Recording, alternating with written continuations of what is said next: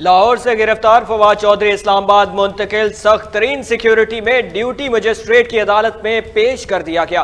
फवाद चौधरी को duty magistrate Naveed Khan की अदालत में पेश कर दिया गया। पीटीआई और इलेक्शन कमीशन के वकील भी अदालत में पेश। फवाद चौधरी को चेहरे पर कपड़ा डालकर अदालत लाया गया। पीटीआई रहनुमा फवाद चौधरी की बाजियाबी के लिए लाहौर हाईकोर्ट में दोबारा समाअत। आईजी पंजाब पेश, फवाद चौधरी हमारी तहवील में नहीं, पुलिस सरबराह का बयान। लाहौर हाईकोर्ट ने दरख्वास्त खारिज कर दी।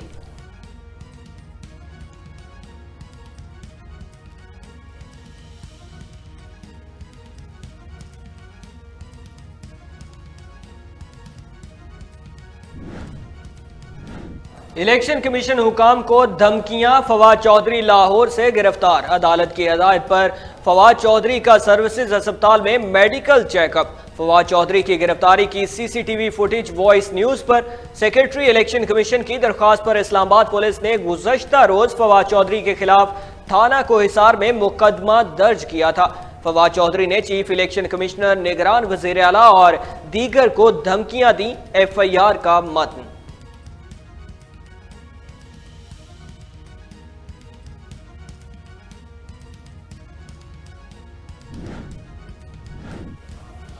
फवाद चौधरी ने सिर्फ तनकीद की, कोई जुर्म नहीं किया। मुल्क में जिसकी लाठी उसकी भैंस का कानून चल रहा है। जेलों से नहीं डरते, जद्दोजहद जारी रखेंगे। फवाद चौधरी और आजम सवाती का क्या कसूर है? चेयरमैन पीटीआई इमरान खान का खिताब। बोले कौन नहीं जानता रिजीम चेंज में मोहसिन नकवी का किरदार था। मोहसिन नकवी ने आते ही JIT को बंद कर दिया।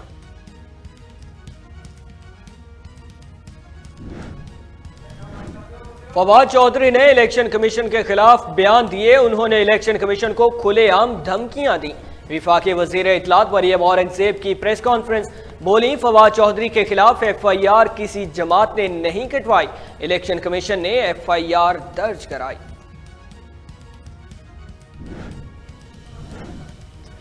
अभी फवाद चौधरी पर सिर्फ पर्चा दर्ज हुआ। मोमिन खसूसी अता की प्रेस कॉन्फ्रेंस। बोले, टीवी लगाएं तो लगता है कि पाकिस्तान में आज क़यामत आ गई। अगर यही काम किसी आम आदमी ने किया होता तो शाम से पहले जिस्मानी रिमांड की इस्तदा मंजूर हो जाती। मगर इदारों को डराने, धमकाने और प्रेशर डालकर अपनी मर्जी के फैसले लेने का जो रिवाज है, ये सिलसिला रुकना चाहिए।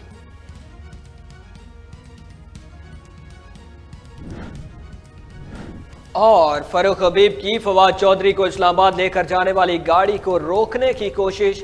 गाड़ी के सामने खड़े हो गए। पुलिस एहलकारों ने धक्के देकर फरूख हबीब को हटा दिया।